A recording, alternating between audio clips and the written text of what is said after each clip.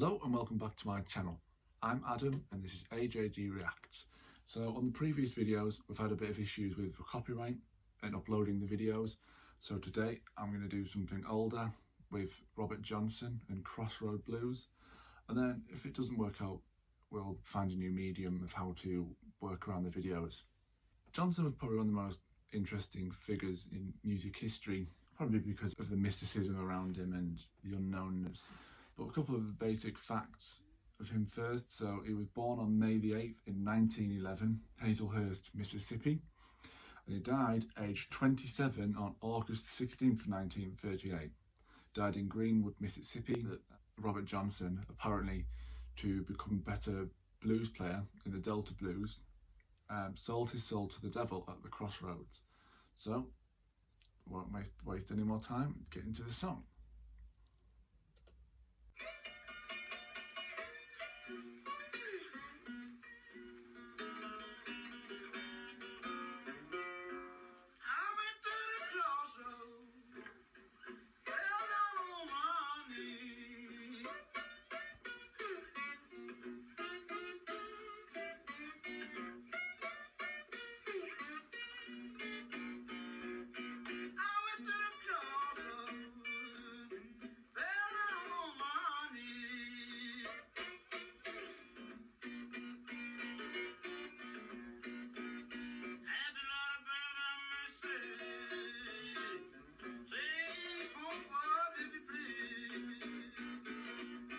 So, as you can hear by the lyrics, he went to the crossroads and fell down on his knees, sold his soul to the devil to become a better blues player.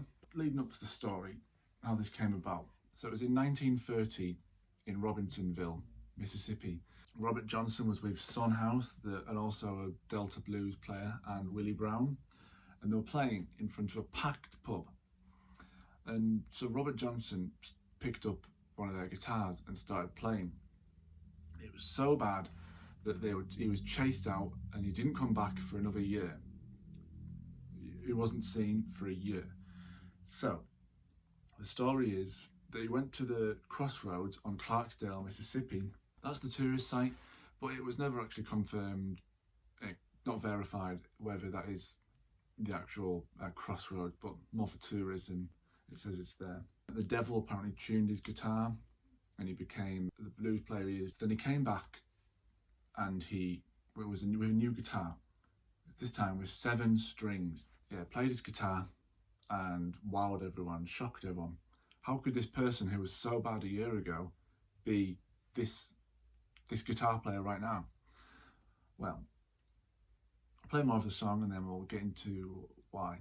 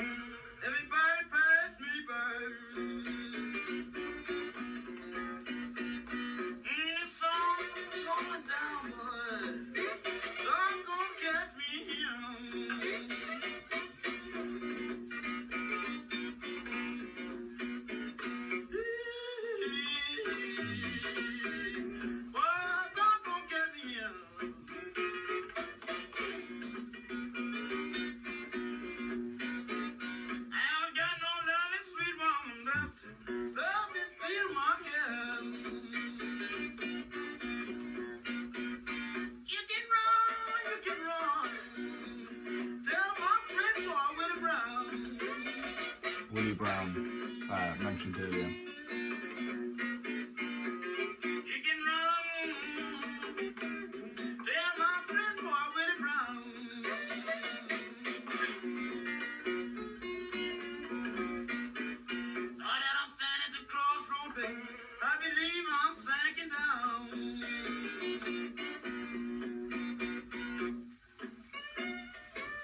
As I said earlier, he was chased out of the bar, came back a year later and became and was one of the greatest guitarists.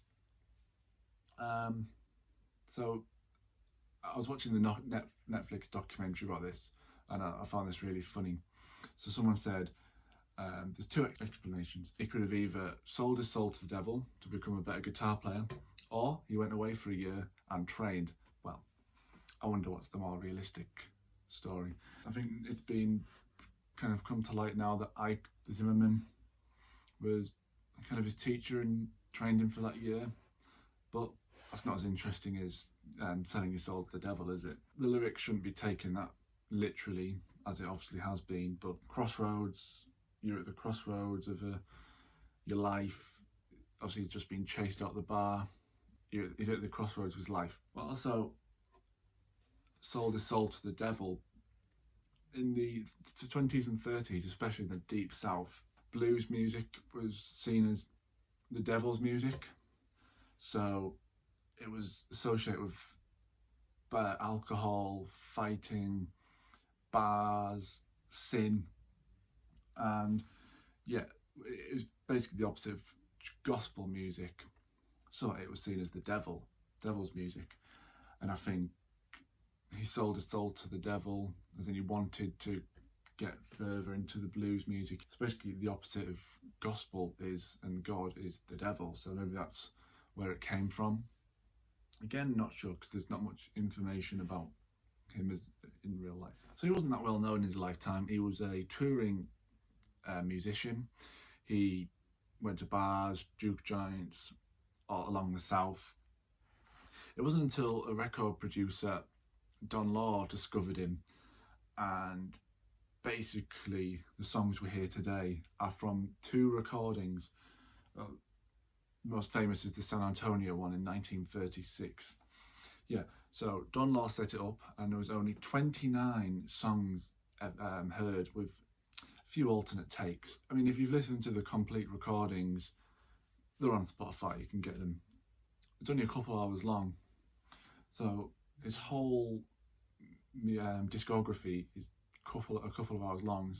Yet he survives now as one of the most famous and recognisable guitarists.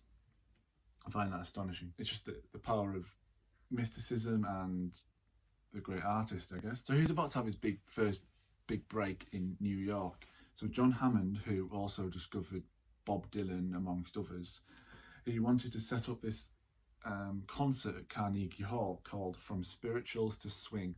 So he wanted to celebrate the black roots music and in front of a white middle class audience. So he wanted to bring Johnson to New York.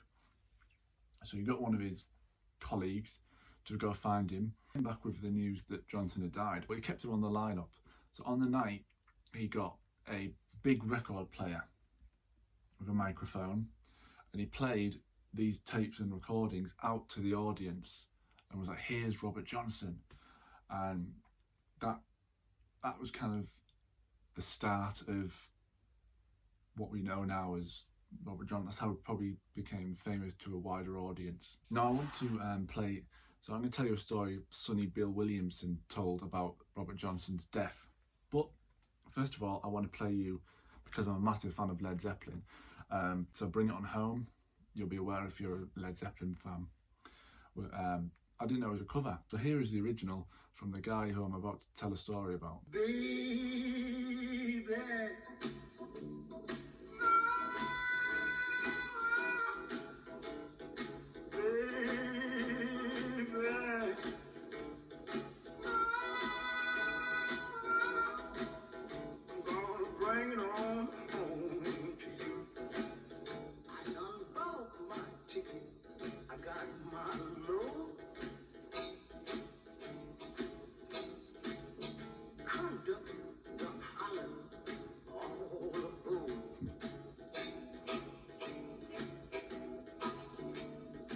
take my seat right where right,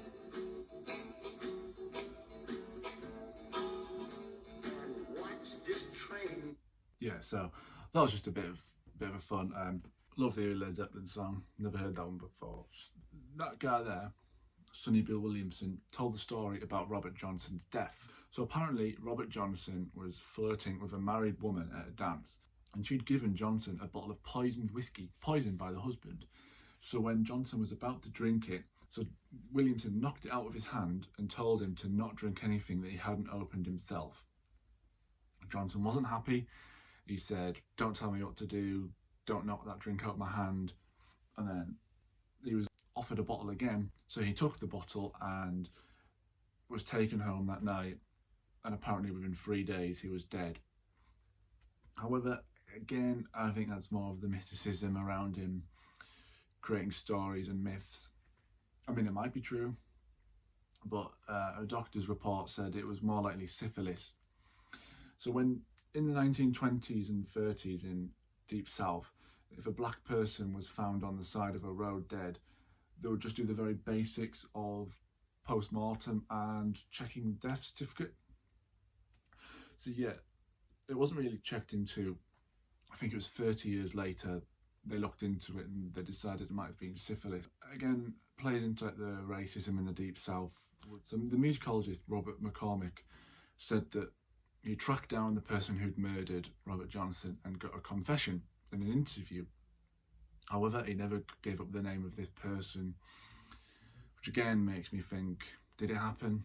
Probably not. The syphilis diagnosis sounds more realistic. So I hope you enjoyed the video. If the Robert Johnson song is muted because of copyright or cut, I'll put that the link of that video in the description, and then you can go back and forth from that to see which bits I'm talking about, and hopefully that helps. And my next one I plan to do is Eleanor Rigby by the Beatles, but if you've got any more suggestions or songs you'd like to hear, please get in touch on the comments and I'll be glad to do it. This is AJD Reacts. Thank you for watching.